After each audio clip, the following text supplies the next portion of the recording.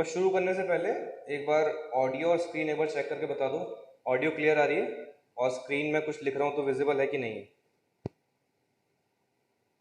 Audio और एक बार screen check कर लो, और अगर दोनों ठीक हैं तो एक बार चैट में यस लिख दो।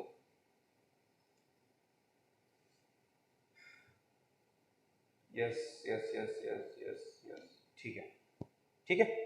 तो आज वैसे हमें शुरू करना है nominal rates of interest and effective rate of interest, but कल की क्लास में वो एक आध टॉपिक बचे हुए तो पहले वो खत्म कर लेते हैं, उसके बाद will start nominal and effective. ठीक है, तो एक हेडिंग डालो वी।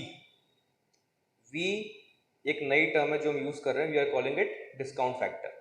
तो जैसे कि अभी आपने कल क्वेश्चंस किए होंगे, जैसे सीपीपी आपने सॉल्व किया, ठीक है ना, तो वहां पर आपने एक चीज देखी कि जब प्रेजेंट वैल्यू जब आप निकालते हो, सपोज मैं अगर 1 साल की बात करूं तो 1/1 + i से बहुत बार आपको मल्टीप्लाई करना पड़ रहा है, या 1 + i होल पावर -1 से आपको बार बार मल्टीप्लाई करना पड़ रहा होगा। तो ये टर्म क्या बहुत फ्रीक्वेंटली आप यूज करने वाले हो, specially when you are finding present value. तो इसके लिए हमने क्या कर दिया, हमने इसको नया टर्म दे दिया है कि हमें बार बार ये ना लिखना पड़े। अभी तक तो क्या है कि सिर्फ आप एक कैश फ्लो के बारे में लिख दो कि एक कैश फ्लो 5 साल पीछे आ रहा है, 10 साल पीछे आ रहा है, तो सपोज आपको 7-8 बार कैश फ्लो लिखना पड़ेगा, तो अननेसेसरी ये स्पेस बहुत खाएगा और क्या होगा, आपकी इक्वेशन देखने में बहुत ज़्यादा कॉम्प्लिकेटेड फील होगी। तो उसको थोड़ा सिंप्लीफाई करने के लिए, थोड़ा देखने के लिए हम वी टर्म इंट्रोड्यूस कर रहे हैं, जहाँ पे v is given as 1/1 + i या फिर 1 + i होल पावर -1, है ना। इस पूरी टर्म को हम क्या लिख सकते हैं, सिंपली हम v लिख सकते हैं। तो v पावर n क्या होगा, 1 + i होल पावर -n। तो कहने का मतलब क्या है कि सपोज अगर कोई मुझसे ये पूछता है कि आफ्टर 5 ईयर्स लेट्स से आपका आई रेट ऑफ इंटरेस्ट है और 1000 रुपये आपको मिलने हैं, आज उस 1000 रुपये की प्रेजेंट वैल्यू क्या होगी। तो अभी तक हम कैसे निकालते हैं, 1000 × 1 + i की पावर -5। अब इस एक्सप्रेशन से हम सीधे सीधे इसको क्या लिख सकते हैं, 1000 v पावर 5। क्लियर है, as simple as that. Suppose अगर ये दिया हुआ है कि टाइम 8 पर आपको 10,000 रुपीज मिलने हैं, है ना, इंटरेस्ट आपका 10% है, टाइम 2 पर प्रेजेंट वैल्यू निकालनी है आपको, प्रेजेंट वैल्यू है टाइम 2, तो कितने साल पीछे लाना है आपको, 6 ईयर्स पीछे लाना है। तो n की वैल्यू क्या होगी, 6 हो गई। तो आप बोलोगे 10,000 v6, है ना, ऐसे लिख दोगे सिंपली @10%। इसका मतलब क्या है कि हमें 10% पे सॉल्व करना है, मतलब इसमें इंटरेस्ट रेट कितना है आपका, 10% है। तो v पावर n करता क्या है, v पावर n आपके किसी भी कैश फ्लो को n ईयर पीछे ले आएगा। v पावर n आपके किसी भी कैश फ्लो को n ईयर पीछे ले आएगा। तो अगर लिखें कि किसी टाइम n पर c का आपको कैश फ्लो मिलना है, तो बोलेंगे c × v power n, c को हम n ईयर्स पीछे ले आए तो कहाँ पर आ गया, टाइम 0 पर। c × v power n is the present value of amount c payable at time n, payable at time. Clear है चीज, ठीक है। v पावर n हमने क्यों इंट्रोड्यूस किया, एक तो ये कि थोड़ा सा सिंप्लीफाई करने के लिए आसान रहे, एंड सेकंड इसकी जो वैल्यू है वो आपकी टेबल्स में भी अवेलेबल रहती है। तो जो एक्चुअल टेबल्स आपके पास है, तो वहाँ पर आप देखोगे सारे इंटरेस्ट रेट नहीं, बट जो बहुत फ्रीक्वेंटली यूज होते हैं इंटरेस्ट रेट, वो सारे इंटरेस्ट रेट लिस्टेड हैं। तो वहाँ पर क्या है, एक कॉलम में v पावर n की वैल्यू आपको देखने को मिलेगी। तो अभी फ्यूचर में जैसे हम देखेंगे मल्टीपल कैश फ्लोज आपके एक ही इक्वेशन में जब हम लिखते हैं, तो हो सकता है आपको v पावर 5 चाहिए, v पावर 10 चाहिए, v पावर 15 चाहिए, तो बार बार आपको कैलकुलेट ना करना पड़े। और जो इंटरेस्ट रेट दिया है वो अगर टेबल में आपके पास अवेलेबल है, तो वो सारी वैल्यू एज इट इज आप टेबल से पिक कर सकते हैं। ठीक है, चलो इसको नोट कर लो अगर नोट नहीं किया है तो, या कर लिया है,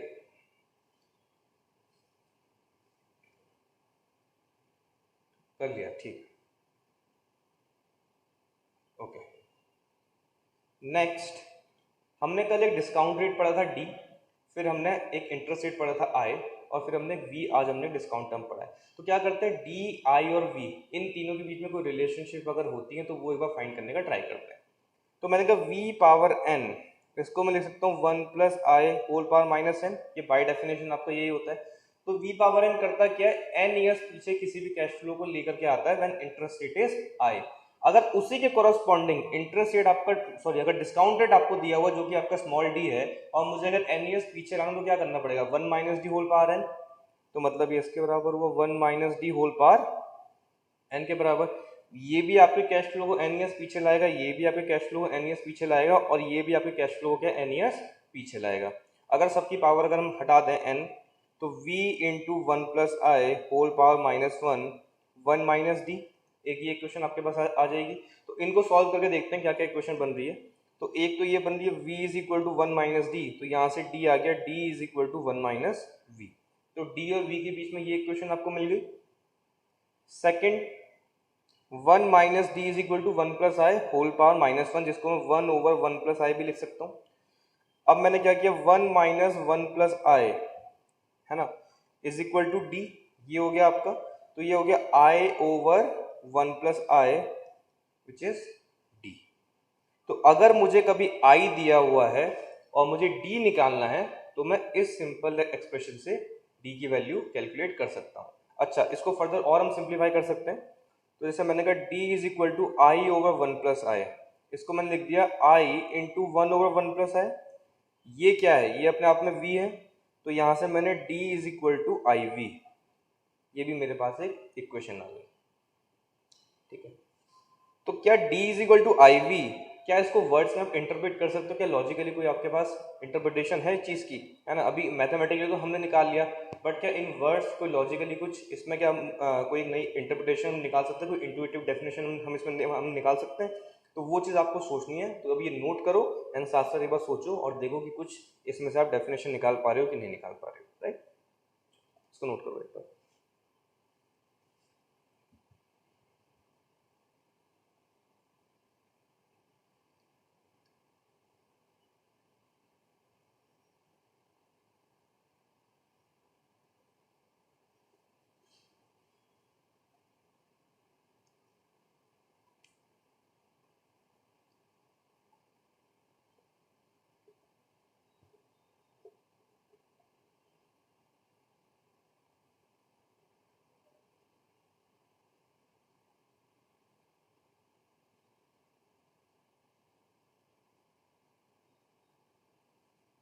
हाँ जी, कोई डेफिनेशन इसकी?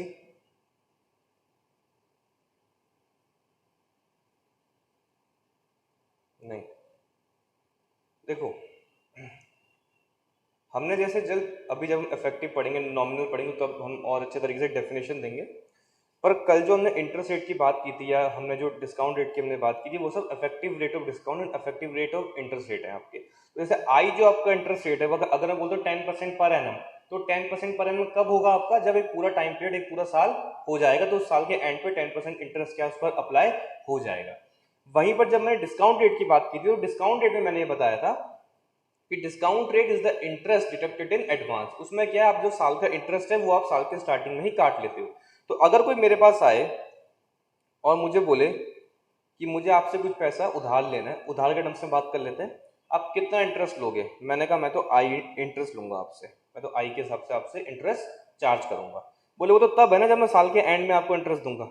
अगर मैं साल के स्टार्टिंग में देना चाहूँ, तो जिसको मैं डी बोलता हूँ, मैं साल के स्टार्टिंग में इंटरेस्ट दे दूंगा जिसको मैं डी बोलता हूँ। तो बताओ कितना मुझसे इंटरेस्ट चार्ज करोगे? मैंने कहा अगर आप साल के स्टार्टिंग में ही अगर मुझे कुछ पैसा देना चाहते हैं और मैं साल के एंड में कुछ आपसे पैसा लेना चाह रहा था, तो by the principle of time value of money, जो आप मुझे पैसा देंगे वो क्या देंगे? जो पैसा मैं साल के एंड में चाह रहा था उसकी प्रेजेंट वैल्यू, उसके आज के प्रेजेंट वैल्यू। सो अगर डी इंटरेस्ट आप साल के स्टार्टिंग में काटना चाह रहे हैं और आई इंटरेस्ट में साल के एंड में अप्लाई करने वाला था, तो डी किसके बराबर होगा? उस आई की प्रेजेंट वैल्यू के लिए। तो मैंने क्या किया, उसको उसकी प्रेजेंट वैल्यू निकालने का मतलब क्या, एक साल पीछे लाना है उसको, है ना, एक साल हमें पीछे लाना है। तो मैंने क्या किया, उसको वी से मल्टीप्लाई कर दिया। क्लियर है चीज? ठीक है बेटा, एक चीज और ध्यान रखना, डिस्काउंट फैक्टर का ना, इसका डी से कोई मतलब नहीं है कि इसका डी के साथ कुछ ना कुछ रिलेशनशिप होगा। डिस्काउंट फैक्टर, जैसे हम अभी करंट की वैल्यू को फ्यूचर में प्रोजेक्ट करने की प्रोसेस को हम क्या बोलते हैं? एक्यूमुलेटिंग, है ना, एक्यूमुलेशन। वैसे ही जब आप फ्यूचर से वैल्यू को आज के टाइम पर लाते हो, तो उस प्रोसेस को हम डिस्काउंटिंग बोलते हैं। उस प्रोसेस को हम डिस्काउंटिंग बोलते हैं कि we are discounting it 5 years back, 4 years back, हम इस तरीके से टर्म्स यूज करते हैं। तो उस वजह से, क्योंकि वी क्या फैक्टर फ्यूचर की वैल्यू का प्रेजेंट में ला रहा है, इसलिए हम उसे डिस्काउंट फैक्टर बोल रहे हैं, है ना। क्लियर है चीज? इसका डिस्काउंट रेट से कोई खास संबंध नहीं। ठीक है, चलो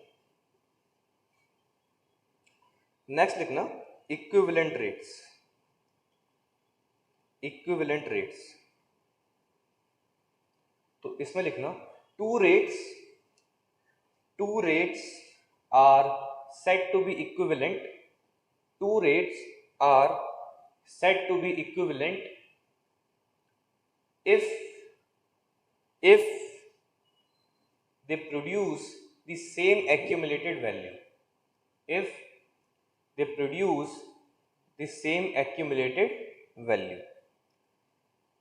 तो जैसे कल वाली क्लास में हमने एग्जांपल देखा था, जब हम डिस्काउंट रेट और इंटरेस्ट रेट को जो हम कंपेयर कर रहे थे, तो हमने ये देखा था जब हमसे कोई 10% डिस्काउंट चार्ज कर रहा है तो उसके कॉरस्पॉन्डिंग इंटरेस्ट कितना बन रहा था, 11.11%। यानी देखो दो चीजें हैं आपकी, एक होता है इक्वल होना, एक होता है इक्विवेलेंट होना। इक्वल का मतलब क्या है कि मैं बोलूं कि दोनों चीजों की वैल्यू बराबर है, डी भी 10%, आई भी 10%, ये दो ऑफर आपको मिल रहे हैं, तो दोनों की वैल्यू क्या बराबर है।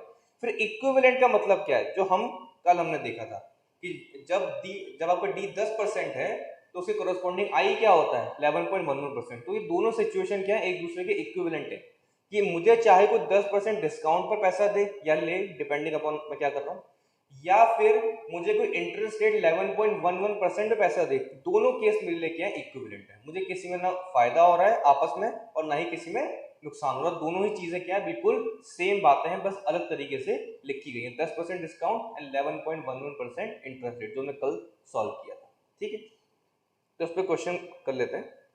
एक क्वेश्चन लिखना, बोला calculate the equivalent compound interest, calculate the equivalent compound interest है ना, to a simple interest rate, calculate the effective compound interest rate equivalent to a simple interest rate of 3% per annum over 4 years, of 3% per annum over 4 years। क्या बोल रहा है, बोल रहा कुछ compound interest है जो आपको पता नहीं है, सपोज मैंने उसको आई बोल दिया, जो मुझे नहीं पता है, ये मुझे फाइंड करना है। बोल रहा है ये इंटरेस्ट रेट इक्विवेलेंट है एक सिंपल इंटरेस्ट के of 3% per annum over 4 years, कि अगर 4 साल तक इन्वेस्टमेंट की जाए इस कंपाउंड इंटरेस्ट आई के हिसाब से, या फिर 4 साल तक इन्वेस्टमेंट की जाए एक सिंपल इंटरेस्ट 3% पर एनम के हिसाब से, दोनों केस में आपके पास जो वैल्यू आएगी वो क्या आएगी, बराबर आएगी। तो आपको आई की वैल्यू निकालनी है। अब कितना इन्वेस्ट करना है वो उसमें बताएंगे, तो वो आपकी मर्जी, आप चाहे जो भी अमाउंट ले लो, पर दोनों में सेम लेना है, चाहे 1 रुपी का लो, चाहे 100 का लो, चाहे 1000 लो, चाहे 10,000 लो। तो मैं 1 रुपी के हिसाब से चल रहा हूँ। मैंने कहा कंपाउंड इंटरेस्ट का अगर देखते हैं, मैंने कहा 4 साल के लिए अगर मैंने आज 1 रुपी इन्वेस्ट किया है, आई रेट का मैं कंपाउंड मान के चल रहा हूँ, तो यहाँ पर उसकी accumulated value will be 1 + i whole power 4। अगर मैं सिंपल इंटरेस्ट लूँ जो मुझे 3% पर एनम दिया है, यहाँ पे मैं अगर 1 रुपी इन्वेस्ट करता हूँ, तो after 4 years it's accumulated value will be 1 + 3 × 0.04। Since both the rates are equivalent, तो इन दोनों की वैल्यू क्या होगी, बराबर होगी। यहीं से आपको आई की वैल्यू आप इजीली फाइंड कर सकते हैं। क्लियर है, these are called equivalent rates. ठीक है, चलो, तो ये जो दो टॉपिक थे ये हमारी कल की क्लास में बच गए थे। ठीक है, आज जो मैं स्टार्ट करना है that is nominal and effective rate of interest, that is nominal and effective rates of interest and discount also, है ना।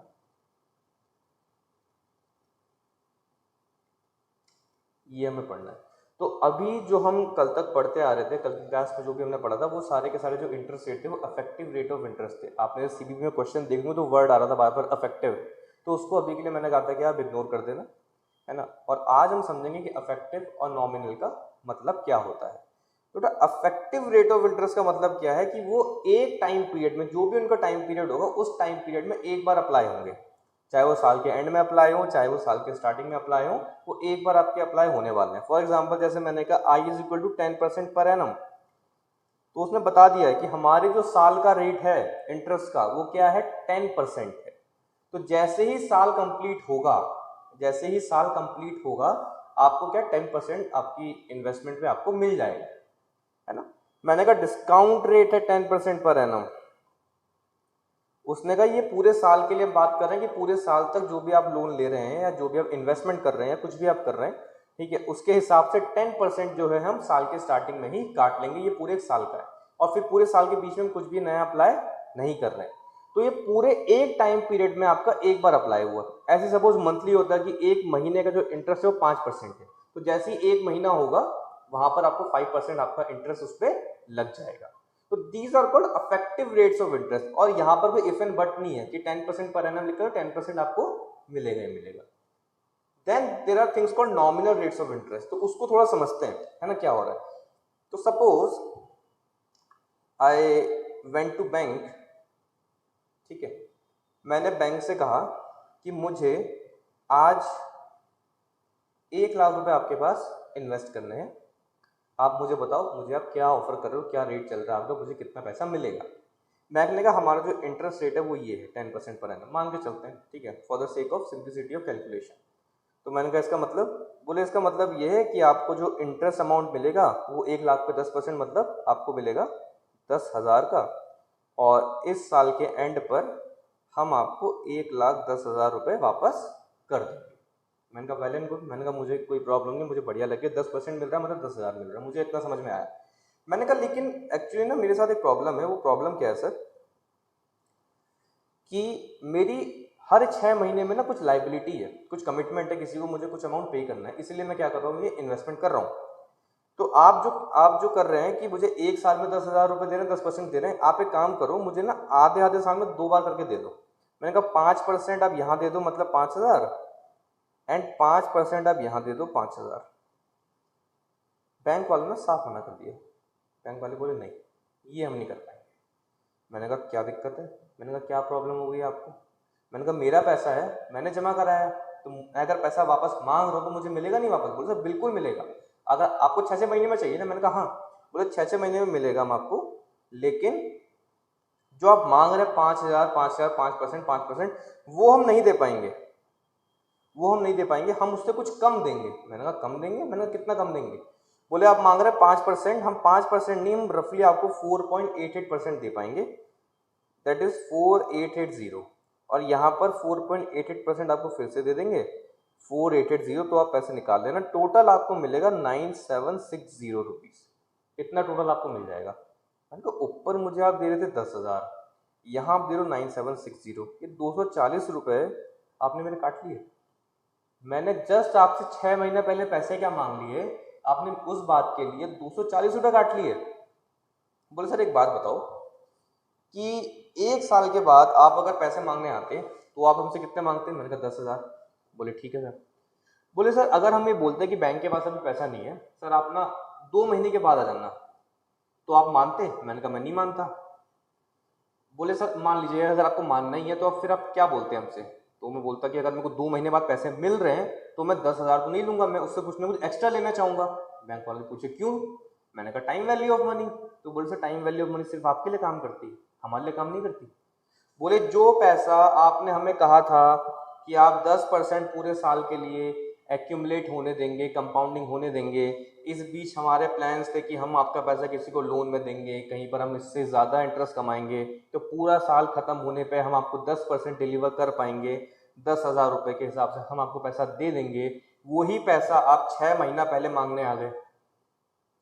तो यहाँ पर जो ये पैसा आप निकाल रहे हैं, ये पैसा इस टाइम पे बैंक किसी को लोन देता, इंटरेस्ट कमाता, तब जाके आपको एग्जैक्टली 10,000 रुपये दे पाता। अब जब आप पैसा ही पहले निकालने आ गए हैं तो किस बात की आप सेम पैसा आप हमसे मांग रहे हैं जो आप हमें 1 साल के लिए देने वाले थे? आपने हमें 1 साल के लिए पूरा पैसा दिया ही कहाँ? मैंने कहा अच्छा मुझे बात समझ में आ रही है आपकी, अब क्या बोल रहे हो। मैंने कहा लेकिन अब मेरे माइंड में थोड़ी कन्फ्यूजन हो गई है। बोले सर क्या हुआ? मैंने कहा मुझे बात तो समझ में आ गई आपकी, लेकिन अब प्रॉब्लम यह है कि सपोज मेरी जो इनसिक्योरिटी है वो इसके लिए तो रहेगी कि मुझे पैसों की नीड पड़ सकती है। तो सपोज मैं यही वाला प्लान ऑप्ट करता हूँ, हाफ ईयर वाला। मैंने कहा चलो 240 रुपये जो आप मुझे बोल रहे हो कि मैं आपसे पहला पैसा ले रहा हूँ, तो जो टाइम वैल्यू ऑफ मनी आप लूज कर रहे हैं, जो कॉस्ट है वो मैं बियर करने को चलो मेंटली एक बार के तैयार हो जाऊँ, मुझे आपकी बात समझ में आ गई। लेकिन सपोज अगर मैंने अपनी लाइबिलिटी के लिए कहीं बाहर से किसी थर्ड पार्टी से किसी और सोर्स से पैसों का अरेंजमेंट कर लिया, मैंने कहीं और से अरेंजमेंट कर लिया और मैं बैंक से पैसा निकालने नहीं आया, तो फिर तो मेरे पास नुकसान मेरा पक्का है ना 240 का। अगर मैं निकाल लेता हूँ तब तो चलो मुझे बुरा उतना नहीं लगेगा कि चलो मेरी नीड है तो मैंने निकाल लिया, लेकिन अब अगर मैंने इस अरेंजमेंट में मैं चला गया और उसके बाद जो है मैंने पैसा भी कहीं और से कर लिया, बैंक से नहीं निकाला, तब भी मेरा लॉस होगा 240 का। बोले सर बिल्कुल नहीं होगा। बोले हमें प्रॉब्लम आपकी इस बात से है कि अब बीच में पैसा निकालने आ जाओगे और हम उस पर क्या इंटरेस्ट अर्न नहीं कर पाएंगे, आपकी कंपाउंडिंग नहीं हो पाएगी, आप भी अर्न नहीं कर पाओगे। अगर आप पैसा निकालने ही नहीं आते हो, अगर आप पैसा निकालने ही नहीं आते तो बैंक में पैसा पड़ा रहेगा, वो इंटरेस्ट कमाएगा और आपको कोई नुकसान नहीं होगा। बोलो सर देखो ऐसा होगा, अगर आप हाफ ईयर में, जैसा कि आप बोल रहे हो कि आपने कहीं और से अरेंजमेंट कर लिया, अब आपको 4880 की नीड नहीं है, तो ये 4880 क्या बैंक में पड़ा रहेगा और ये इंटरेस्ट अर्न करेगा, है ना। कितना अर्न करेगा भैया, आधे साल का इंटरेस्ट अर्न करेगा। और आधे साल में हम कितना इंटरेस्ट देते हैं, एक आधे साल का इंटरेस्ट हम कितना देते हैं, 4.88%। ये हमें लिखा हुआ कि हाफ ईयर में लोगे तो एक हाफ ईयर का कितना देते हैं, 4.88%। तो बोले सर 4.88% कितने टाइम पीरियड के लिए कमाएगा, यहां पर 1 लिखूं या हाफ? हाँ भाई 1 लिखूं या हाफ, चैट बताओ। हाफ 1, हाँ 1, क्योंकि बेटा जब आप n से मल्टीप्लाई करते हो तो n क्या होता है, आपका टाइम पीरियड होता है ना, और किसका टाइम पीरियड, किसके हिसाब से, जो आपका इंटरेस्ट रेट है उसके साथ। तो पर एनम जब लिखते हैं तो n का मतलब ईयर, अगर मंथ लिखेंगे तो कितने मंथ की बात कर रहे हैं। तो यहाँ पे इंटरेस्ट रेट क्या आपका एक हाफ ईयर का है, तो कितने हाफ ईयर के लिए आपका पैसा इसमें इन्वेस्ट हो रहा है, कितने हाफ ईयर के लिए इंटरेस्ट कमाएगा, हाफ ईयर के लिए तो कमाएगा इस टाइम पीरियड के लिए बस। तो इंटू 1, इसको आप सॉल्व करोगे, दिस विल अप्रोक्सीमेटली भी 238-39, जो आपका मतलब क्योंकि मैंने रफली मैंने नंबर लिया कुछ भी, आप 240 ही आएगा। बोला सर जो 240 आपके कम हो रहे थे ना, वो कम नहीं होंगे, आपका ये पैसा क्या इंटरेस्ट एक्चुअली उस पर अर्न कर रहा होगा। 240 रुपये आप और कमाओगे, देन 9760 प्लस 240, तो एग्जैक्टली आपको कितना मिलेगा, 10,000 मिलेगा। तो मैंने कहा अच्छा, मतलब आप मुझे ये कह रहे हो कि पूरे साल में 10% के हिसाब से कंपाउंडिंग हो, है ना, पूरे साल में 10% के हिसाब से कंपाउंडिंग हो, या फिर हर 6-6 महीने में 4.88% के हिसाब से कंपाउंडिंग हो, दोनों कैसे पैसा मेरे पास बराबर आएगा। बोले सर बिल्कुल बराबर आएगा, बोले सर बिल्कुल बराबर आएगा। आप चाहे 4.88% जो हाफ ईयर है उसके हिसाब से आप हर हाफ ईयर पे आप एक्यूमुलेट कराते रहो, पैसा नहीं निकाल रहे हो आप, एक्यूमुलेट आप कराते रहो, कंपाउंडिंग कराते रहो, और 10% क्या है आप पूरे साल का आप वैसे आप कंपाउंडिंग कराते रहो, दोनों केस में जो पैसा है वो आपके पास बराबर आने वाला है। बताओ, ये जो मैंने एग्जाम्पल दिया है अभी तक, इस स्टोरी में, इस एग्जाम्पल में कोई कंफ्यूजन है किसी को?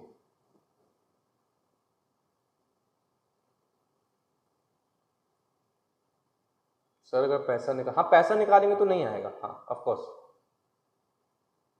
वो तो मैंने एग्जाम्पल दिया था। देखो अभी मैं एक चीज बताऊंगा आपको, जो मैं पैसा निकालने वाली बात बोल रहा हूँ ना, वो कभी हम करने वाले नहीं है। कभी ऐसा नहीं कि बीच में पैसा निकालने की बात करते हैं कि ऐसा हमने कंपाउंडिंग चल रही है और मैं बीच में हमने पैसा निकाले, वो सब हम करने वाले नहीं है। जो ये एग्जाम्पल है कि पैसा निकाल लेंगे तो ये होगा वो होगा, वो सिर्फ ये बताने के लिए है कि बैंक आपको हाफ ईयर, अगर साल का 10% है तो हाफ ईयर का 5% क्यों नहीं दे रहा है। क्यों? क्योंकि जब आप बीच में पैसा निकाल लोगे तो उतने पार्ट की उस अमाउंट पर कंपाउंडिंग आपकी नहीं हो पाती है। वो सिर्फ उस एग्जाम्पल के लिए। अभी जब हम बात करें तो हम बिना पैसे निकालने की बात कर रहे हैं। मैं जो कॉन्सेप्ट डेवलप आपको करवाना चाह रहा हूँ वो ये करवाना चाह रहा हूँ, जैसे सिंपल इंटरेस्ट है आपका, ये हम बात करें कंपाउंड के बारे में। सिंपल इंटरेस्ट में साल का 10% है तो 6 का आपका हाफ ईयर का 5% होगा, उसमें कोई प्रॉब्लम नहीं, उसमें सब चलता है। कंपाउंड इंटरेस्ट में ऐसा नहीं होता। तो कंपाउंड इंटरेस्ट में अगर साल का 10% है तो 6 महीने का थोड़ा कम मिलता है आपको। लेकिन अगर मैं बस यही डेवलप करना चाह रहा हूँ कि 6-6 महीने का जो भी आपका रेट है उसके हिसाब से आपका पैसा जो है एक्यूमुलेट होता रहे, ठीक है, कंपाउंडिंग होती रहे, साल के हिसाब से होती रहे, एंड में जो पैसा आपको मिलेगा वो एक ही मिलने वाला है। क्लियर है? ये सिर्फ उसके लिए कि अगर किसी को सच में 6 महीने बाद निकालना पड़ जाए तो, और वो ये सोच के बैठा कि मुझे 5% उसका आधा मिल जाएगा 10 का, तो वो नहीं होता। ठीक है, तो मैंने कहा अच्छा सर, मैंने कहा एक बात बताओ, जितना मैं समझाऊं आप ये बोल रहे हो कि अगर यहाँ पे इंटरेस्ट रेट 10% पर एनम है ना, यहाँ पे मैं अगर 1 रुपी इन्वेस्ट करूँ तो एक साल के बाद उसकी वैल्यू बढ़ के बन जाएगी 1 + 0.1 विच इज 1.1। अगर सपोज मैं कोई जे लिखता हूँ, उस जे को मैं बोल रहा हूँ कि ये है मेरा हाफ ईयर का affective rate of interest, half year का अफेक्टिव रेट ऑफ इंटरेस्ट। तो हाफ ईयर के अफेक्टिव रेट ऑफ इंटरेस्ट का मतलब क्या है कि एक हाफ ईयर में एग्जैक्टली ये हर हाफ ईयर में आपका पैसा मिलता रहेगा, हर हाफ ईयर मतलब ये इंटरेस्ट आपका इसमें लगता रहेगा, और हर हाफ ईयर में कितना लगेगा आपका, जे लगेगा, एग्जैक्टली जे आपका लगने वाला है। तो मैंने कहा अगर मैं हाफ ईयर के हिसाब से देखूं तो यहाँ पे जैसे मैंने 1 रुपये इन्वेस्ट किए, तो इस हाफ ईयर का इंटरेस्ट रेट जे, इस हाफ ईयर का इंटरेस्ट रेट जे, तो यहाँ पे एक हाफ ईयर तक एक्यूमुलेट होगा तो 1 प्लस जे हो जाएगा, और टाइम 1 पे 2 हाफ ईयर आ जाएंगे आपके जे रेट से, तो 1 प्लस जे का होल स्क्वायर।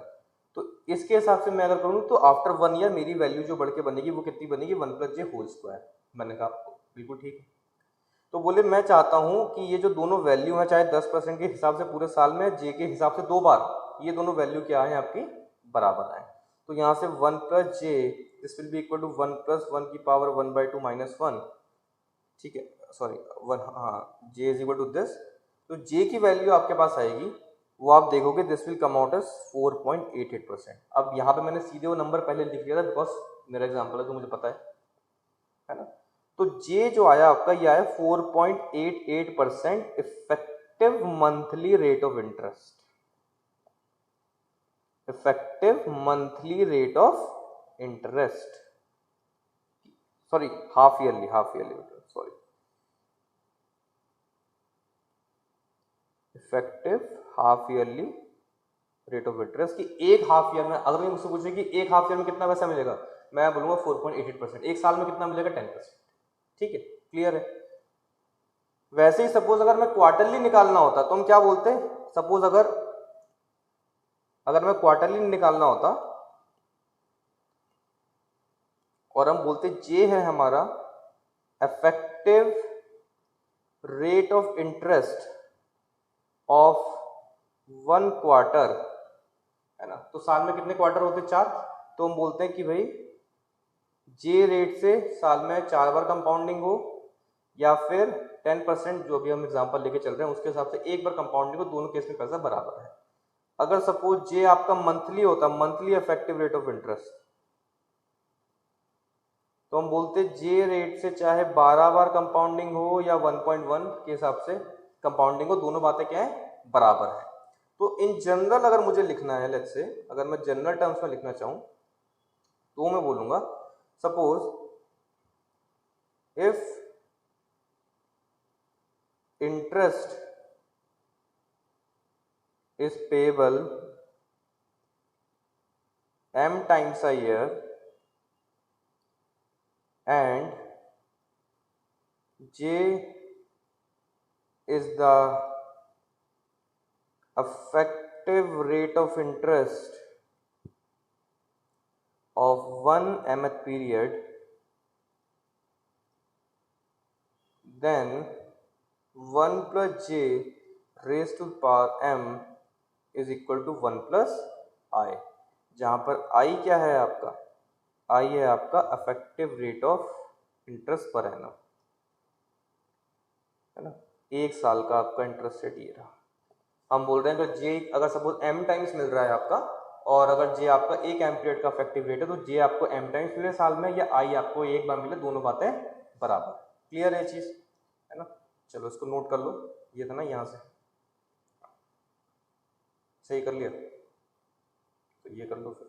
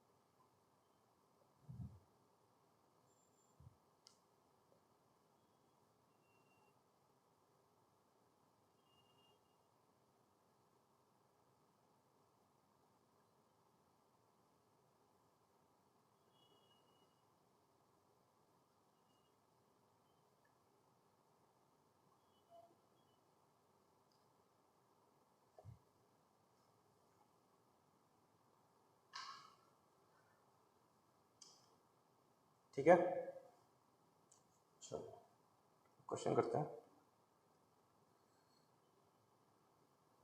सपोज इंटरेस्ट दिया हुआ है आपको 12% पर एनम, है ना, ये आपका क्या इफेक्टिव रेट ऑफ इंटरेस्ट आपको दिया हुआ एक साल का, विच इज 12%। हमसे बोल रहा है इवेल्युएट, पहला affective monthly rate of interest, एक साल का अफेक्टिव रेट ऑफ इंटरेस्ट निकालना है आपको। तो हमने कहा सपोज अगर जे को मैं बोल रहा हूँ affective monthly rate of interest, तो हम क्या बोलेंगे कि भाई जे के हिसाब से एक साल में 12 बार कंपाउंडिंग हो, या फिर 12% के हिसाब से साल में एक बार कंपाउंडिंग है ना, 1+i, दोनों बातें बराबर है, तो ये इसको सॉल्व करके जे की वैल्यू आ जाएगी आपकी, राइट। दूसरा हमें बोल रहा है आपको निकालना है biennial affective rate of interest. अब बायनियल का मतलब क्या होता है? बायनियल का मतलब होता है जो आपको 2 साल में एक बार मिले, interest payable once in every 2 years, 2 साल में एक बार मिलने वाले इंटरेस्ट को हम बोलते हैं बायनियल रेट ऑफ इंटरेस्ट। तो इस फॉर्मूले में जैसा आप देख रहे हो, तो यहाँ पर क्या आई लिखा हुआ है, आई आपका एक साल का इंटरेस्ट है, उसके करस्पॉन्डिंग यहाँ पे एम की वैल्यू डिसाइड होती है कि यहाँ पर जो इंटरेस्ट रेट लिखा हुआ है उसके टाइम पीरियड में, वो जिस भी टाइम पीरियड का है उसके टाइम पीरियड में ये जो इंटरेस्ट रेट है जे, ये कितनी बार उसमें कंपाउंड होगा। तो जैसे अगर सपोज मैंने कहा था कि जब हम इसकी बात करें तो यहाँ पर इंटरेस्ट रेट आपका ईयरली लिखा हो, तो एम की वैल्यू क्या आ गई 12, बिकॉज जे क्या था आपका मंथली, तो जे आपका मंथली है, तो एक साल में कितने मंथ्स, 12, है ना। तो वैसे ही अगर सपोज मैंने बोला कि जे है मेरा biennial effective rate of interest, तो हम क्या बोलेंगे भाई, एम की जगह पर क्या आएगा कि एक साल में कितनी बार मिलता है। तो अगर जे आपका 2 साल में एक बार मिला, तो एक साल में कितनी बार मिलेगा, आधी बार। तो जे की वैल्यू क्या आ गई 0.5, तो 1+j² 0.5 इज इक्वल टू 1.12, यहां से आपको जे की वैल्यू मिल गई। क्लियर है? ठीक है, इसको नोट करो, फिर करते हैं मेन डिस्कस एक टॉपिक पे। देखो अभी तक जो हम जे यूज कर रहे हैं, ये जे कोई आपकी एक्चुअल नोटेशन नहीं है, ये कोई स्टैंडर्ड नोटेशन नहीं है, ये हम बस अभी क्योंकि इंट्रोड्यूस किया है टॉपिक, तो अभी एक साथ अगर नोटेशन भी इंट्रोड्यूस कर देते तो बहुत ज़्यादा कंफ्यूजिंग बन जाता। तो अभी तक जो हम कर रहे हैं जे जो है, ये अपने हिसाब से हमने कुछ भी जे को मान के चल रहे हैं, ये कोई एक्चुअल स्टैंडर्ड नोटेशन नहीं है इस अफेक्टिव रेट ऑफ इंटरेस्ट के लिए, ठीक है। तो अब डिस्कस करते हैं थोड़ा राइटिंग कन्वेंशन कि अफेक्टिव, नॉमिनल किस तरीके से लिखे जाते हैं ये। देखो अभी तक जो हम लिखते आ रहे हैं, है ना, उसमें 2 प्रॉब्लम है। एक प्रॉब्लम क्या है कि एक तो हर बार मेंशन करना पड़ रहा है पीरियड, कि जब हम जे मान रहे हैं तो जे को हम बोल रहे हैं effective period of 1 month, sorry effective rate of interest of 1 month, या effective quarterly rate of interest, तो बार बार हमें पीरियड मेंशन करना पड़ रहा है। दूसरा जो मेन प्रॉब्लम है वो ये प्रॉब्लम है, ठीक है, सॉरी ये जो मैं लिख रहा हूँ ये कन्वेंशन नहीं है, ये प्रॉब्लम्स है ना जो अभी तक हम लिख रहे हैं। दूसरा क्या है, जनरली क्या होता है कि इंटरेस्ट रेट जो है ना, interest rates are expressed annually, और वो यहां पर नहीं हो रहा है। जैसे कि हम बार बार लिख रहे हैं, अब सपोज जे की कोई भी वैल्यू आई आपकी, सपोज ये आई आपकी 4.88%, तो ये है 4.88% पर हाफ ईयर। यहां पर जे की जो भी वैल्यू आएगी वो क्या होगी, J is equal to something something per month, है ना, इस तरीके से। और जो इंटरेस्ट रेट्स आपके होते हैं उनको एनुअली एक्सप्रेस किया जाता है। तो अगर सपोज कोई इंटरेस्ट आपको मंथली भी मिलने वाला है, अगर क्वार्टरली भी मिलने वाला है, तो भी उनको एनुअलाइज करके लिखा जाता है। तो वो चीज़ हम यहाँ पे नहीं कर रहे हैं। तो अब क्या करेंगे, उस चीज़ को हम ठीक करेंगे, एंड वहीं पर हम क्या डिफरेंट नोटेशन इसकी इंट्रोड्यूस करने वाले हैं जो हम एक्चुअली यूज करते हैं। तो जैसे अभी हमने एक चीज़ देखी, हमने कहा अगर इंटरेस्ट रेट अफेक्टिव साल का है 10% पर एनम, तो उसके कॉरस्पॉन्डिंग हाफ ईयर का जो इफेक्टिव रेट आता है वो कितना आता है, 4.88% पर हाफ ईयर। अब मैंने कहा यार ये ना कोई तरीका नहीं होता लिखने का कि आप हाफ ईयर लिख रहे हो, पर मंथ लिख रहे हो, समझ नहीं आएगा बंदे को कि मुझे क्या मिल रहा है साल में, कुछ कन्फ्यूजन क्रिएट हो जाएगी। तो उन्होंने कहा ठीक है ये हाफ ईयर का है ना, तो उसे एनुअलाइज करके लिख देते हैं।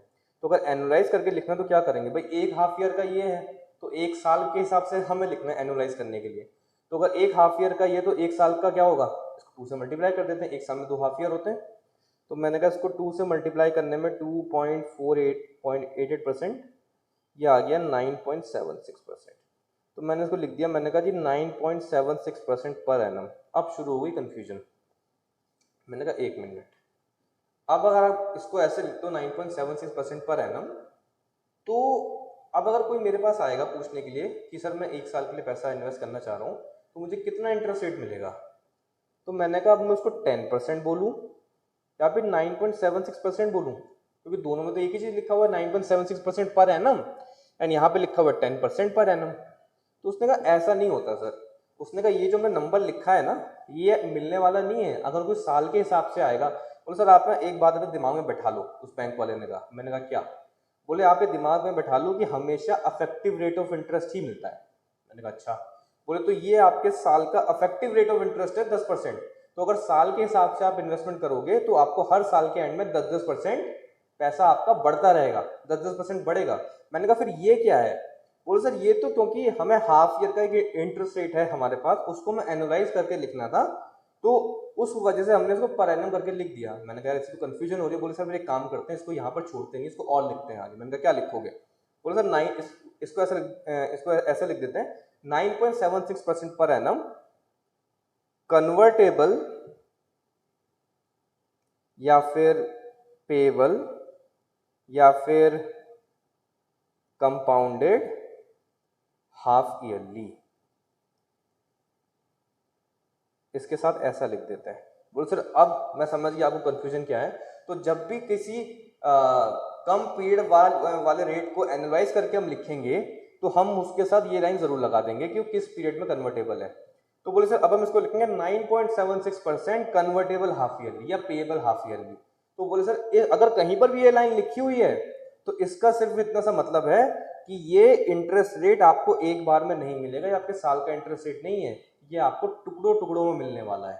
और वो टुकड़े कितने होंगे डिपेंड करता है कि ये किस पीरियड में कन्वर्टेबल है। जैसे इसमें हो गया आपका हाफ ईयरली, तो इस पूरे स्टेटमेंट का मतलब ये है, जो मैंने लिखा 9.76% कन्वर्टेबल हाफ ईयरली, बोले सर इसका मतलब ये है कि ये इंटरेस्ट रेट आपको 2 टुकड़ों में मिलेगा, क्योंकि हाफ ईयर 2 होते हैं, ये आपको हाफ ईयर में 2 टुकड़ों में मिलेगा। बोले टुकड़े कर दिए इसके 2, मतलब 4.88% पर हाफ ईयर। बोले सर इस लाइन का मतलब है कि ये आपको 2 टुकड़ों में मिलेगा, और टुकड़ा बनकर उसकी वैल्यू क्या बन गई 4.88%, तो हर हाफ ईयर में कितना मिलेगा 4.88% एंड 4.88%। मैंने कहा अच्छा, मैंने कहा इसको तो आप इसको तो आप अफेक्टिव बोलते हो कि मुझे पता चल जाए कि अफेक्टिव है, कि मुझे 1 साल में ये मिलने वाला है, इसको आप क्या बोलोगे? दूसरा इसके लिए हमने वर्ड यूज किया nominal, nominal rate of interest, nominal rate of interest. बोल सर ये आप भूल जाओ, ठीक है ना, ये जो नंबर है ना, अगर आप इस नंबर से कंफ्यूज हो रहे हो तो सर ये भूल जाओ, ये जस्ट एक आर्टिफिशियल नंबर है, ठीक है, ये जस्ट एक आर्टिफिशियल नंबर है, ये जस्ट एक शो पीस है, ये कभी आपको मिलेगा नहीं। बोला ये इंटरेस्ट कभी नहीं मिलेगा आपको, ये सिर्फ एक लिखने का तरीका है कि कंपाउंडिंग हो रही है हाफ ईयरली, बट हम लिखते उसको एनुअलाइज करके, तो हमने बस लिख दिया है। तो 9.76% पर एनम, तो हम इसको ऐसे लिखेंगे 9.76% per annum nominal rate of interest,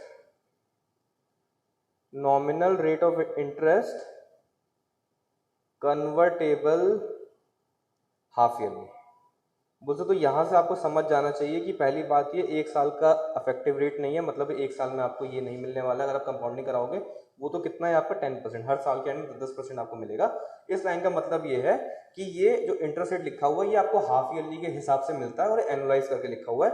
इसका मतलब जैसे 1 साल में 2 हाफ ईयर होते हैं, तो ये आपको 2 टुकड़ों में मिलेगा, और वो टुकड़ा क्या है 9.76% बाई 2, तो आपको हर हाफ ईयर में 4.88% पर हाफ ईयर मिलने वाला है।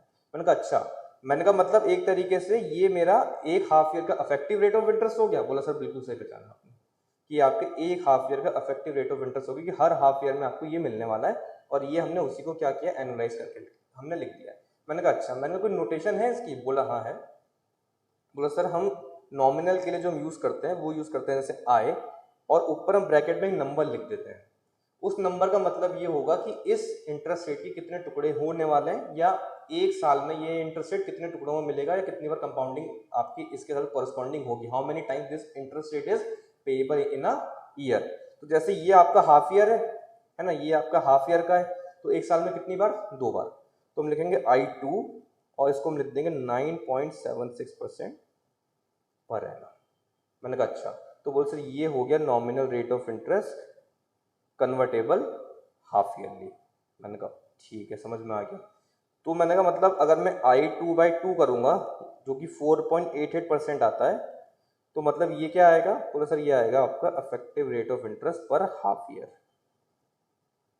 ये आएगा आपका अफेक्टिव रेट ऑफ इंटरेस्ट पर हाफ ईयर। मैंने कहा ठीक है, अब मुझे समझ में आ गई आपकी बात, आप क्या बोलना चाह रहे हो। तो मैंने कहा थोड़ा जनरलाइज कर दो आप इसको। बोला ठीक है सर। बोला सपोज मैं अगर कुछ IP लिखता हूँ, तो IP का मतलब क्या है, this is nominal rate of interest पर एनम कन्वर्टेबल या पेएबल P3, है ना। हमने क्या कर लिया, P टुकड़े कर लिए। अगर हाफ ईयर तो P की वैल्यू 2 हो गई, आपके 2 टुकड़े हो गए। क्वार्टरली तो P की वैल्यू 4 हो गई, एक साल में 4 टुकड़े हो गए। मंथली तो P की वैल्यू 12 हो गई, एक साल में 12 टुकड़े हो गए, ठीक है ना। बोला sir IP/P will be the effective rate of interest, है ना, पर पीएथ पीरियड। हर एक पीरियड का, हर एक पीएथ पीरियड का ये क्या इफेक्टिव रेट ऑफ इंटरेस्ट है। मैंने कहा अच्छा। मैंने कहा जो आपने कंपाउंडिंग वाली बात समझाई थी कि महीने का चाहे 12 बार मिले या साल का 1 बार, क्वार्टर का 4 बार, उसको कैसे लिखेंगे इस टर्म में। बोला सर अभी बताता हूँ। बोला सपोज आपने 1 रुपये इन्वेस्ट किया, ये आपका आई जो है साल का आपका रेट है, अफेक्टिव रेट वो रेट ऑफ इंटरेस्ट। तो 1 साल के बाद इसकी वैल्यू बढ़ के बन जाएगी 1+i। मैंने कहा हाँ। बोला सपोज अब अगर आपके पास हाफ ईयर है, अगर आपके पास हाफ ईयर है और आपको I2 दिया हुआ है नॉमिनल रेट ऑफ इंटरेस्ट, है ना, तो यहाँ पर अगर आप 1 रुपये इन्वेस्ट करोगे तो एक हाफ ईयर में कितना मिलेगा, I2/2, और दूसरे हाफ ईयर में भी कितना मिलेगा, I2/2। ये आपको 2 टुकड़ों में मिलेगा। तो यहाँ पर I2/2 के रेट से ये आपका एक हाफ ईयर तक एक्यूमुलेट होगा, और फिर यहाँ पे I2/2 के रेट से ये आपका 2 हाफ ईयर्स तक एक्यूमुलेट होके साल के एंड तक पहुँच जाएगा। मैंने कहा ठीक है। मैंने कहा वैसे ही सपोज अगर क्वार्टर हुआ, तो बोला अगर क्वार्टर में नॉमिनल आपको I4 दिया हुआ है, तो एक क्वार्टर ये हो गया, एक क्वार्टर ये हो गया, एक क्वार्टर ये हो गया, और एक क्वार्टर ये हो गया आपका एंड में, ठीक है ना। तो यहाँ पे 1 रुपया आप इन्वेस्ट करोगे, हर क्वार्टर में कितना मिलेगा आपको अफेक्टिव रेट ऑफ इंटरेस्ट। मैंने कहा I4/4। बोला बिल्कुल, पर quarter affective rate of interest. तो बोला यहाँ पर आपका 1 साल तक आपका एक्यूमुलेट हो, सॉरी 1 क्वार्टर तक आपका एक्यूमुलेट होगा, तो I4/4 से 1 क्वार्टर एक्यूमुलेट हुआ। यहाँ पर आपका I4/4 से 2 क्वार्टर एक्यूमुलेट हो गए। यहाँ पर आपके I4/4 से 3 क्वार्टर्स आपके एक्यूमुलेट हो गए, और यहाँ पे आपके I4/4 से 4 क्वार्टर आपके एक्यूमुलेट हो गए, ठीक है। ये सारी बातें होगी। मैंने कहा अच्छा। और मैंने कहा ऐसी पी की बात करेंगे, तो बोला अगर पी की बात करोगे तो बहुत लंबा बन जाएगा लिखना, वो उसने लिखा, वो मैं बोल रहा हूँ। तो एक बार 1/p में मिलेगा आपको, एक बार 2/p पे, एक बार 3/p पे, और ऐसे मिलता रहेगा। और हर टाइम पर आपका ऐसे एक्यूमुलेट होगा 1+ip/p, है ना। पहले एक p पीरियड, फिर 2 p पीरियड, और टोटल यहाँ पर कितना आएगा, टोटल कितनी बार मिला, p टाइम्स मिला, तो p टाइम्स आपका एक्यूमुलेट होकर के एक साल के एंड पे पहुंच जाएगा। तो मैंने कहा आप ये भी बता रहे थे ना कि अगर ये मिले चाहे ये मिले चाहे ये मिले, सारी केसेस बराबर है। बोले सर बिल्कुल सही कहा था मैंने।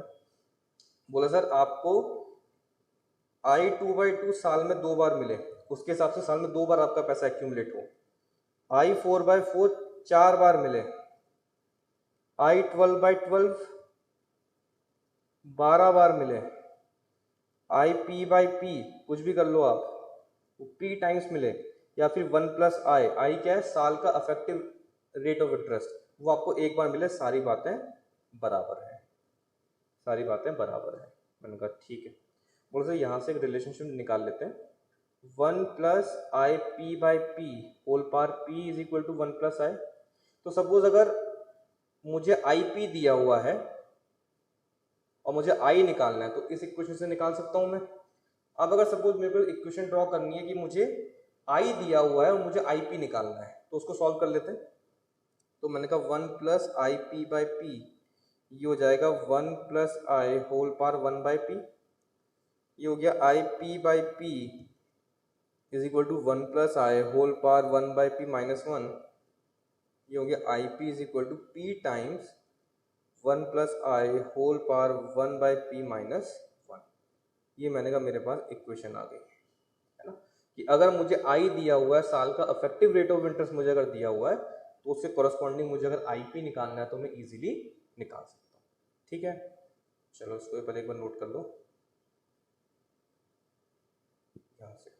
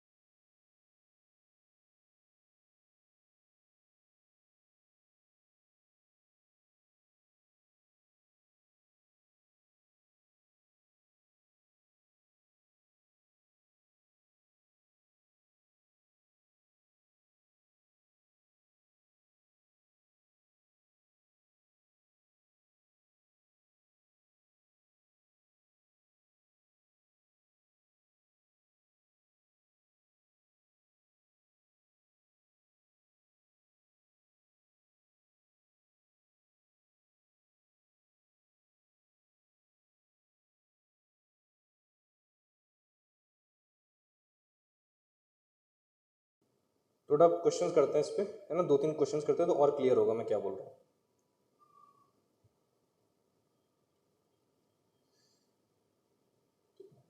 तो क्वेश्चन लिखना, given that the nominal rate of interest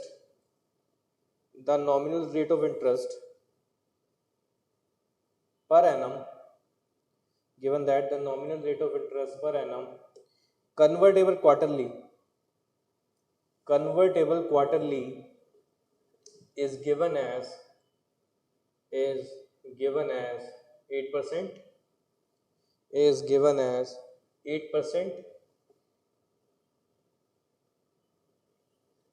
find first part लिखना, effective quarterly rate of interest,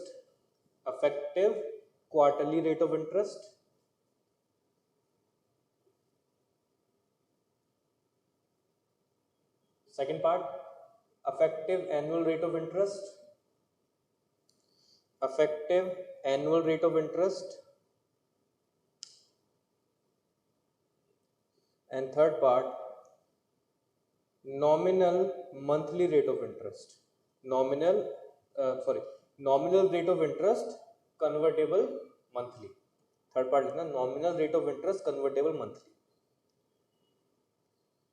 ठीक है, तो सबसे पहले क्वेश्चन में आपको ये देखना है कि मुझे दिया हुआ क्या है। आपको दिया हुआ नॉमिनल रेट ऑफ इंटरेस्ट आपका पर एनम कन्वर्टेबल क्वार्टरली, तो जहां पर भी ये नॉमिनल आ जाए, कन्वर्टेबल वर्ड आ जाए, मतलब आपको आईपी दिया हुआ है, ना कि आईपी बाय पी दिया हुआ है। अब क्वार्टरली की बात करें, मतलब पी की वैल्यू इज 4, तो मुझे नॉमिनल दिया है, मतलब I4 दिया हुआ है कितना, 8% पर एनम, और मुझे बोला है कि मुझे निकालना है अफेक्टिव रेट ऑफ इंटरेस्ट पर क्वार्टर। तो अफेक्टिव रेट ऑफ इंटरेस्ट पर क्वार्टर, तो वो क्या हो जाएगा आपका I4/4, IP बाय P, है ना। या आप ऐसे भी सोच सकते हो कि ये साल का इंटरेस्ट रेट एनालाइज करके लिखा हुआ है 8%, जो 4 टुकड़ों में मिलना है, मतलब हर क्वार्टर में मिलना है, तो एक क्वार्टर में कितना मिलेगा उसका 1/4, तो 8%/4 दैट इज 2%, ये आ गया आपका 2% पर क्वार्टर। सेकंड पार्ट में आपसे बोल रहा है आपको निकालना affective rate of interest per annum, आपको आई निकालना है ना।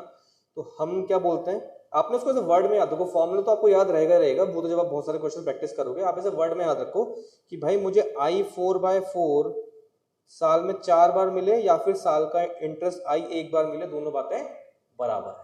तो I4/4 आपको दिया हुआ है, जो अभी आपने ऊपर फाइंड किया 2%, तो 1 + 0.02 की पावर 4 = 1 + I, तो यहाँ से I की वैल्यू आप इजीली फाइंड कर सकते हो। थर्ड पार्ट में आपसे बोल रहा है आपको निकालना nominal rate of interest convertible monthly, ये निकालना है आपको, ठीक है, nominal rate of interest convertible monthly. तो आपको I12 निकालना है, क्योंकि नॉमिनल बोला हुआ है आपको, तो आपको I12 निकालना है ना, ये आपको फाइंड करना है। तो अभी हमने ऊपर एक फॉर्मूला लिखा था IP कि अगर मुझे I निकालना है, अगर मुझे I पता है, जो सेकंड पार्ट में हमने फाइंड कर लिया, और उससे आपको I12 निकालना, तो किस तरीके से आप निकाल सकते हो, तो हम बोलेंगे वो है हमारा I12 = 12 1 + I 1/12 - 1, और I की वैल्यू आप ऊपर फाइंड कर चुके हो। एक तरीका तो ये हो गया, दूसरा तरीका क्या है, आप सीधे I4 के थ्रू भी आप निकाल सकते हो, बिकॉज हमने ये क्वेश्चन तो बनाई थी ना। तो अब ये कहाँ कहाँ तक आप याद रखोगे, इसलिए मैंने कहा वर्ड्स में याद रखना है। तो मंथली चाहिए आपको, तो हम क्या बोलते हैं कि भाई I12/12 चाहे मुझे 12 बार मिले या फिर I4/4 मुझे 4 बार मिले, दोनों बातें सेम है। यहाँ पे I4 की वैल्यू आपको पता है, आपको बस I12 निकालना है, तो आप I12 जो है वो ऐसे भी निकाल सकते हो। ठीक है, क्लियर। चलो नेक्स्ट क्वेश्चन देखते हैं। नेक्स्ट क्वेश्चन में सपोज ये बोला हुआ है कि 1000 रुपये मैंने यहाँ पर इन्वेस्ट किए हैं, टाइम 5 पर मुझे इसकी एक्यूमुलेटेड वैल्यू चाहिए, और मुझे इंटरेस्ट दिया हुआ है, लेट्स से I4 दिया हुआ, मुझे सेम वैल्यू यूज कर लेते हैं 8% पर एनम, और मुझे बोला कि 5 साल के बाद आप इसकी एक्यूमुलेटेड वैल्यू बताओ। तो उसको हम 3 तरीके से करते हैं, तीनों तरीकों में एग्जैक्टली हम सेम चीज करने वाले हैं, आंसर बिल्कुल सेम आएगा, वो एक ही चीज है, बट उसको लिखने का, देखने का, बोलने का और समझने का जो नजरिया है वो थोड़ा सा डिफरेंट है। तो पहले मेथड से करते हैं। सपोज मैंने कहा मेथड फर्स्ट, मैंने कहा मुझे चाहिए एक्यूमुलेटेड वैल्यू आफ्टर 5 इयर्स, तो मैंने कहा 1000 को 1 प्लस आई होल पावर 5 से मल्टीप्लाई कर देते हैं। आई क्या है मेरा? Effective annual rate of interest. I क्या है? एक साल का मेरा effective annual rate of interest. लिख देता हूँ कंफ्यूजन ना हो जाए। ये है हमारा affective annual rate of interest. पर मैंने कहा मुझे तो नॉमिनल दिया हुआ है, कौन सी बड़ी बात है, निकालना तो आता ही है। कैसे हम क्या बोलते हैं, आई 4/4 साल में 4 बार मिले या आई एक बार मिले, बात एक ही है। तो यहां से आई की वैल्यू फाइंड करके ऊपर पुट कर दो, आपके पास आंसर आ जाएगा। दूसरा तरीका भी बिल्कुल हम ऐसे ही करेंगे। मैंने कहा एक्यूमुलेटेड वैल्यू होगी 1000 into 1 plus I whole power 5। फिर मैंने कहा 1 प्लस आई के तो फॉर्मूला है मेरे पास, मुझे i4 दिया है और i4 के बीच का फॉर्मूला मुझे पता है, वो यही है। तो मैंने कहा 1 प्लस आई की जगह पर सीधे क्या पुट कर सकता हूं मैं, 1 प्लस आई 4/4 इसकी पावर 4, और बाहर पावर 5 है ये आपकी 1000, 1 प्लस आई 4/4 इसकी पावर 20, एक ही आ गया आपके पास। सेम चीज किया, बस लिखने का तरीका अलग। थर्ड, मैंने कहा मुझे 5 साल तक इन्वेस्ट करना है, 5 साल के बाद मुझे उसकी एक्यूमुलेटेड वैल्यू फाइंड करनी है, और जो मुझे इंटरेस्ट रेट दिया हुआ वो मुझे क्वार्टर के टर्म्स में दिया हुआ है, मतलब कन्वर्टेबल क्वार्टरली, तो क्वार्टर में मैं कन्वर्ट कर सकता हूँ। तो अगर मुझे क्वार्टर के टर्म्स में इक्वेशन दी है तो एक काम करता हूँ, क्वार्टर के टर्म्स में एक्यूमुलेट कर लेता हूँ। मैंने कहा मुझे ये बताया हुआ I4 जो है वो 8% है पर एनम। तो मैंने कहा एक क्वार्टर का इंटरेस्ट रेट कितना होगा, मैंने कहा I4/4 दैट विल बी 2%। ये है अफेक्टिव रेट ऑफ इंटरेस्ट पर क्वार्टर, ये है अफेक्टिव रेट ऑफ इंटरेस्ट पर क्वार्टर। मैंने कहा ये एक क्वार्टर का मेरा अफेक्टिव रेट ऑफ इंटरेस्ट है, और मुझे कितने साल तक एक्यूमुलेट करना है, 5 साल तक एक्यूमुलेट करना है, तो क्वार्टरली ही एक्यूमुलेशन कर लेते हैं ना, कौन सी बड़ी बात है। मैंने कहा मुझे 5 साल तक एक्यूमुलेट करना है, तो 5 साल में कितने क्वार्टर होते हैं, एक साल में 4 क्वार्टर, तो 5 साल में कितने क्वार्टर, मैंने कहा 20 क्वार्टर्स। तो मैंने कहा ये मेरे एक क्वार्टर का अफेक्टिव रेट है, इतने क्वार्टर तक मुझे एक्यूमुलेट करना है, सीधे निकाल लेते हैं। मैंने कहा accumulated value will B 1000 into 1.02 की पावर 20। सेम ही काम किया है, तीनों में हमने सेम ही चीज की है, बस बोलने और देखने का जो तरीका है वो डिफरेंट हो सकता है। ठीक है, क्लियर है। चलो अब एक क्वेश्चन मैं आपको बोल रहा हूं, वो आपको सॉल्व करना है, ठीक है ना। चलो डिक्टेट कर ले रहा हूं, आप बोलो।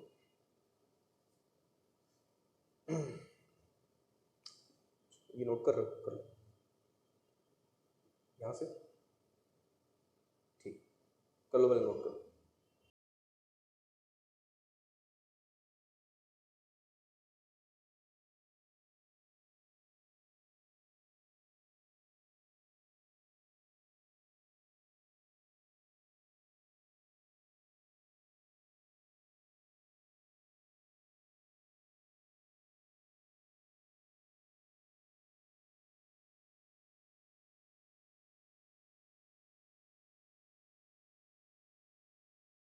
ठीक है, चलो लिखो क्वेश्चन। 20,000 क्वेश्चन लिखा, ₹20,000 is invested, ₹20,000 is invested for 10 years, ₹20,000 is invested for 10 years with the following interest rate arrangement, with the following interest rate arrangement। तो 10 साल में क्या है, इंटरेस्ट रेट सेम नहीं है ना, कुछ टाइम तक कुछ और है, फिर उसके बाद कुछ टाइम तक कुछ और है, ऐसे करके दिया हुआ है। तो डिफरेंट डिफरेंट अरेंजमेंट जो लिखे हैं वो मैं लिख रहा हूँ। लिखना फर्स्ट पॉइंट, 12% पर एनम, 12% पर annum convertible quarterly, 12% per annum convertible quarterly for the first 3.75 years, 12% per annum convertible quarterly for the first 3.75 years, फिर 12% per annum, 12% per annum convertible monthly, 12% per annum convertible monthly for the next 2.25 years, 12% per annum convertible monthly for the next 2.25 years,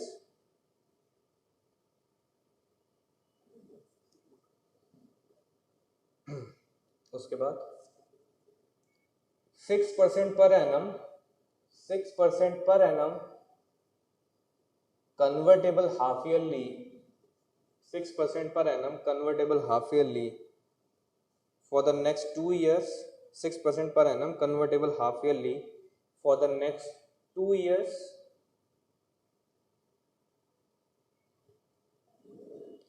and then effective rate of interest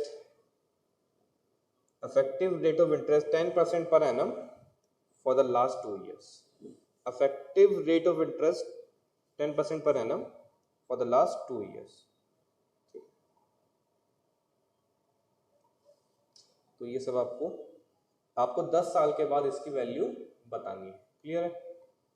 पहले आपको दिया हुआ है 12% पर annum convertible quarterly for the first 3.75 years. फिर दिया हुआ है 12% पर एनम कन्वर्टेबल मंथली था, I guess, monthly for next 2.25 years. उसके बाद 8% पर एनम कन्वर्टेबल हाफ ईयरली.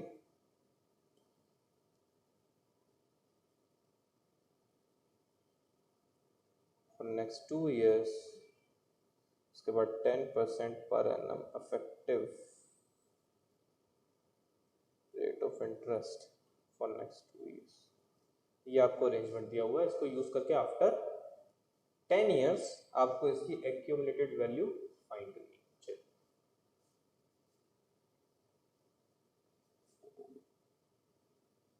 ठीक है, किसी भी तरीके से आप कर सकते हो, वो आपके ऊपर है.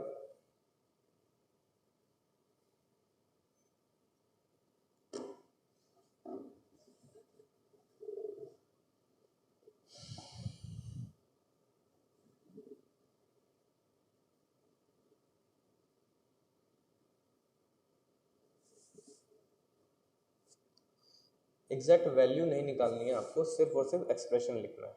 ठीक है.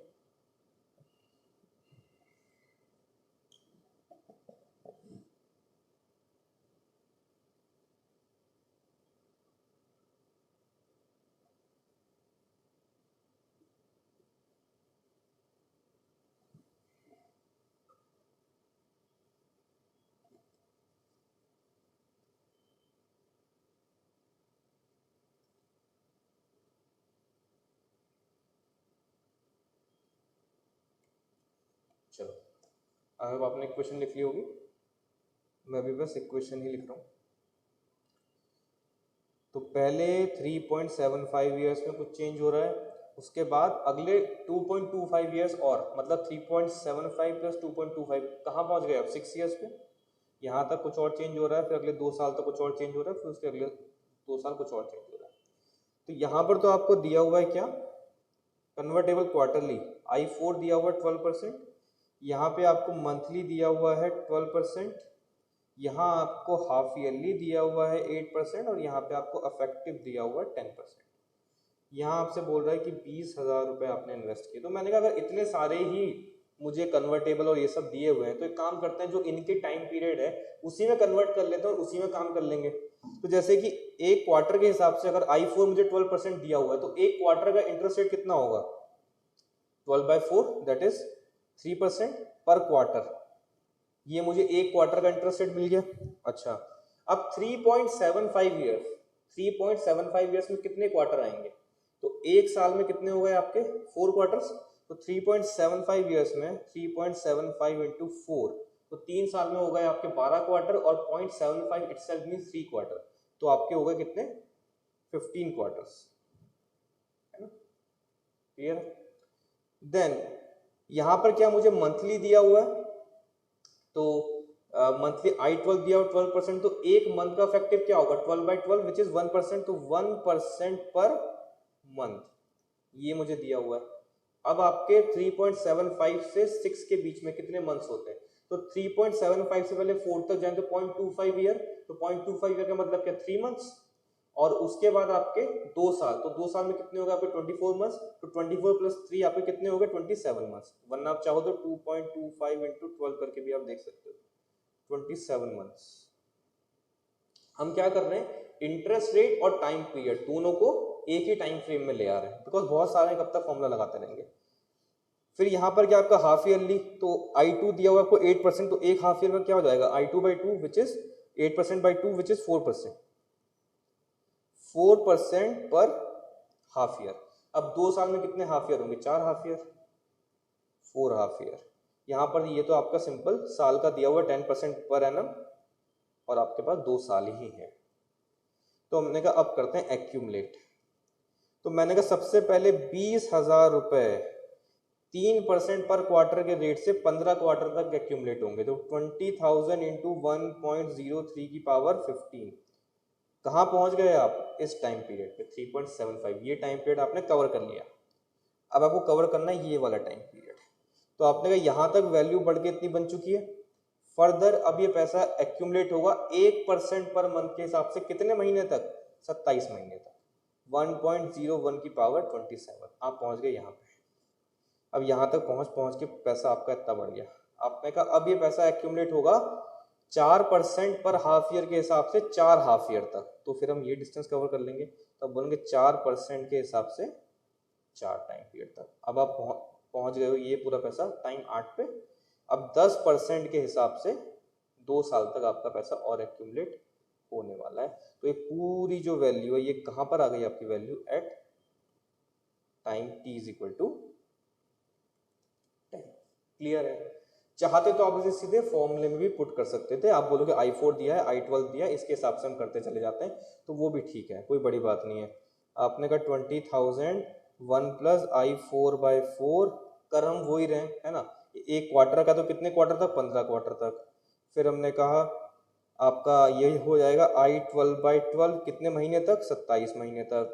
फिर I2/2 कितने हाफ ईयर तक, 4 हाफ ईयर तक। उसके बाद 1 प्लस I कितने साल तक, 2 साल तक। तो आंसर तो वही आना है आपका, आंसर वही आना है, बस देखने का तरीका क्या डिफरेंट है। तो ऐसे में क्या बहुत क्लियरली दिखाई दे जाता है। बट ये फॉर्मूलाज रिलेशनशिप आपको पता होने चाहिए, क्योंकि कई बार क्वेश्चंस क्या न्यूमेरिकली इन पे क्या करते हैं, डिपेंड करते हैं। क्लियर है चीज। अच्छा, तो बेटा जैसे आपका नॉमिनल रेट ऑफ इंटरेस्ट है, वैसे ही आपका नॉमिनल रेट ऑफ डिस्काउंट भी होगा। अब कॉन्सेप्ट वही है, मतलब बेसिक आइडिया वही है जो हमने इंटरेस्ट के टर्म्स में पढ़ा था कि क्यों बराबर नहीं होता। ठीक है, तो उसको पूरा अब हम एक्सप्लेन नहीं कर रहे हैं, बस सिंपल हम आगे बढ़ जाएंगे एक्सप्रेशन के साथ। तो सपोज जैसे किसी को 1 साल के बाद 1 रुपये मिलने हैं, अगर डिस्काउंट डी रेट है आपका, तो टाइम 0 पर उसकी वैल्यू क्या होगी, 1 माइनस डी। या किसी को देना है सपोज, तो टाइम 0 पर ही क्या आपका डी रुपीज़ काट लिए जाते हैं या आपसे ले लिए जाते हैं। तो आप बोलो यार एक काम करो, एक साथ डी मत लो, D/2 यहाँ ले लो, D/2 यहाँ ले लो ना। Because of the same concept of time value of money वो मना कर देगा, बोलेगा D/2 तो नहीं, मैं कुछ और ही लूंगा, है ना, जिसको मैं बोलूंगा D2/2। तो D2/2 यहाँ लूंगा, D2/2 में यहाँ लूंगा, जो ऑब्वियसली D/2 से थोड़ा ज़्यादा होगा। ठीक है, तो बेसिक आइडिया वही है आपका। तो हम क्या बोलेंगे भाई, ये फेयर डील कब होगी, जब ये 1 माइनस डी, चाहे मुझे मतलब जब डी रेट से साल के स्टार्टिंग में एक बार कटे या D2/2 से साल में 2 बार कटे, दोनों बातें क्या है एक तरीके से बराबर होनी चाहिए in terms of compounding and time value of money, equivalent, right. तो हम बोलेंगे 1 माइनस D2/2 होल पावर 2। इसका याद है ना क्या होता है, 1 माइनस डी होल पावर है, ऐसा should be equal to 1 minus D. Clear है।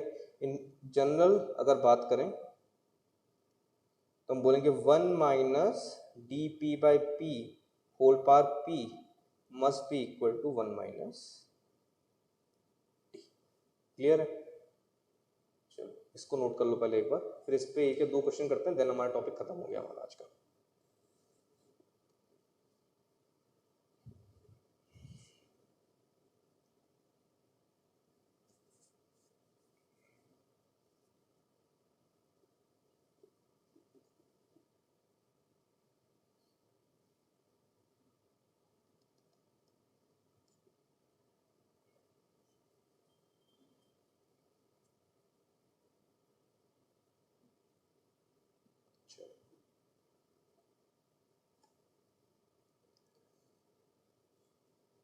सपोज आपको D12 दिया हुआ है 12% पर एनम, आपसे फाइंड करने को बोल रहा है, साथ साथ करते रहते हैं। सपोज आपसे बोल रहा है फाइंड करने को कि आपको निकालना है अफेक्टिव रेट ऑफ डिस्काउंट पर क्वार्टर, एक क्वार्टर का अफेक्टिव रेट ऑफ डिस्काउंट आपको निकालना है। तो जो प्रिंसिपल्स हैं वो सारे वही रहेंगे कि ये इतनी बार मिले, वो इतनी बार मिले, बात एक ही है, बस बार बार रिपीट नहीं कर रहे हम डिस्काउंट के केस में। तो हम क्या बोलेंगे, बस फैक्टर से आपको ध्यान रखना है कि यहाँ पे माइनस है प्लस नहीं है ना। तो हम बोलेंगे D12/12 हमें 12 बार मिले या फिर D4/4 मुझे 4 बार मिले, दोनों बातें सेम। आपको फाइंड क्या करना है, अफेक्टिव रेट ऑफ डिस्काउंट पर क्वार्टर। अफेक्टिव तो क्या फाइंड करना है, D4/4 फाइंड करना है आपको, अफेक्टिव बोला हुआ है। तो यहाँ से D4/4 आपको मिल जाएगा। ओके, सपोज आपसे बोलता है कि आपको affective rate of discount find करना है, तो वो तो फॉर्मूला ऊपर आपके पास है कि चाहे D12/12 12 बार मिले या फिर affective rate of discount D एक बार मिले, दोनों बातें सेम, तो वो आप फाइंड कर सकते हैं। वैसे ही सपोज ये आपसे बोला हुआ है कि आपको फाइंड करना है affective rate of interest, let's say आपको फाइंड करना है अफेक्टिव रेट ऑफ इंटरेस्ट, ठीक है ना, डिस्काउंट इंटरेस्ट। तो बोलेंगे 1 माइनस D12/12 P/12, ये किसके बराबर होता है आपका, 1 माइनस D के बराबर होता है। अभी क्लास की स्टार्टिंग में जब हम रिलेशनशिप स्टैब्लिश कर रहे थे V के बीच में, D के बीच में और I के बीच में, तो वहां पे हमें क्या पता चला कि 1 माइनस D अपने आप में किसके बराबर होता है, 1 प्लस I की पावर -1 के बराबर होता है, होल पावर -1 के बराबर होता है। तो यहाँ से आप I की वैल्यू फाइंड कर सकते हो। ये तो रिलेशनशिप से हो गया। अगर सपोज एग्जैक्ट क्वेश्चन आपका एग्जाम में आ जाए तो आपको पता है कि सेकंड पार्ट में है ना, सेकंड पार्ट में आप D की वैल्यू तो फाइंड कर ही चुके हो ना, सेकंड पार्ट में D की वैल्यू तो फाइंड कर ही चुके हो, फिर D और I का रिलेशनशिप तो आपको पता ही है ना, कि भाई D को आप ऐसे भी लिख सकते हो ना, 1 minus V, right, which is 1 minus 1/1 plus I। तो यहाँ से भी आप क्या D फाइंड कर सकते हो, वरना D I/1 प्लस I भी होता है, यहाँ से भी आप I की वैल्यू फाइंड कर सकते हो। तो एक साथ रिलेशनशिप जब आप क्वेश्चन प्रैक्टिस करोगे तो अपने आप के आपके बिल्कुल माइंड में रट जाएंगे। सपोज आपसे बोलता है, वही आपको D12 दिया हुआ है, आपसे बोलता है आपको फाइंड करना है affective rate of interest, interest please note है ना, पर मंथ, ठीक है। तो यहाँ से अभी हमने ये चीज़ निकाली कि 1 minus D12/12 by whole power 12 किसके बराबर, 1 प्लस I -1 के बराबर है। तो 1 माइनस D12/12 की पावर 12 किसके बराबर है, 1 प्लस I होल पावर -1 के बराबर है। फर्दर अभी क्लास के स्टार्टिंग में भी एस्टैब्लिश कि 1 प्लस I किसके बराबर है, अगर मुझे पर मंथ चाहिए अफेक्टिव रेट ऑफ इंटरेस्ट, तो मतलब मुझे I12/12 चाहिए। तो क्या मैं I को I12/12 की फॉर्म में लिख सकता हूँ, बिल्कुल लिख सकता हूँ। 1 प्लस I किसके बराबर होता है, 1 प्लस I12/12 की पावर 12 के बराबर, और बाहर पावर -1 तो आपकी है ही। तो ये हो गया 1 प्लस I12/12 की पावर -12, आप ऐसे निकाल सकते हैं। अच्छा, तो यहाँ से कुछ ये रिलेशनशिप हमें देखने को मिल रहा है, तो क्या हम इसको जनरल टर्म्स में लिख सकते हैं, चाहो तो लिख सकते हैं। मैं कभी इतना रेकमेंड नहीं करता कि इतने सारे फॉर्मूलाज याद किए जाएं, स्पेशली जब आप अगले 10 सेकंड में सारी चीज़ें लिख सकते हो खुद से, लेकिन फिर भी चाहो तो वैसे लिख सकते हो। 1 माइनस DP/P की power P is equal to 1 minus D is equal to 1 plus I की power -1 is as same as 1 plus IP/P की पावर, चाहो तो आप ऐसे माइनस में, चाहो तो आप ऐसे लिख सकते हो, आपके ऊपर है। क्लियर है। तो यहाँ पे जैसे D हमें दिया हो, मैंने ऑलमोस्ट हर तरीके की चीज़ें कवर कर ली इसमें, तो आप सारी चीज़ें एक दूसरे से इंटरकनेक्टेड हैं, आपको बस रिलेशनशिप्स याद रहने चाहिए, और जैसे आपको याद रहेंगे आप सारी वैल्यूज का कैलकुलेट कर सकते हैं। सपोज अगर अब एक लास्ट चीज़ और डिस्कस कर लेते हैं, अगर हमें यही सारी चीज़ें दी हुई हैं और हमें एक्यूमुलेटेड वैल्यू, प्रेजेंट वैल्यू निकालनी है, तो सपोज जैसे हमें टाइम 2 पर 1000 रुपीज़ हैं, यहाँ पे मुझे D12 दिया हुआ है, लेट्स से 12% पर एनम, मुझसे पूछा उसकी प्रेजेंट वैल्यू क्या है, उनका प्रेजेंट वैल्यू 1000 रुपये को 2 साल पीछे लाना, हमें डिस्काउंट दिया हुआ है, तो हम बोलेंगे 1 माइनस D12/12 है ना। ये क्या हो गया आपका, एक मंथ का अफेक्टिव डिस्काउंट, तो 2 साल पीछे लाना है, तो मतलब कितने मंथ पीछे लाना है, 24 मंथ पीछे लाना है, 2 साल मतलब 24 मंथ। अब यहाँ पे पावर में 24 करूँ कि -24? 24 है ना। क्योंकि आपको ये बात ध्यान रखनी है कि 1 माइनस डी की पावर जब पॉजिटिव होती है n, तो वैल्यू कहाँ आती है प्रेजेंट में, अगर माइनस कर दोगे तो वैल्यू क्या होगी आपकी 2 साल आके एक्यूमुलेट हो जाएगी। क्लियर है ये चीज़। सपोज अगर यही क्वेश्चन ऐसा होता कि यहाँ पर आपके 1000 रुपये हैं और आपसे यहाँ पे एक्यूमुलेटेड वैल्यू पूछ रहा है और आपको D4 दिया हुआ है ना, तो उसकी एक्यूमुलेटेड वैल्यू क्या होगी, तो हम बोलेंगे 1000 D4 मतलब हम क्वार्टर में कन्वर्ट करेंगे तो 1 माइनस D4/4, ये आपका क्या एक क्वार्टर का रेट हो गया आपका D4/4। तो 2 साल आगे लेकर के जाना है, मतलब कितने क्वार्टर, 8 क्वार्टर्स, एंड आगे लेके जाना है एंड डी का आपके पास टर्म है तो माइनस कर देंगे पावर -8। क्लियर।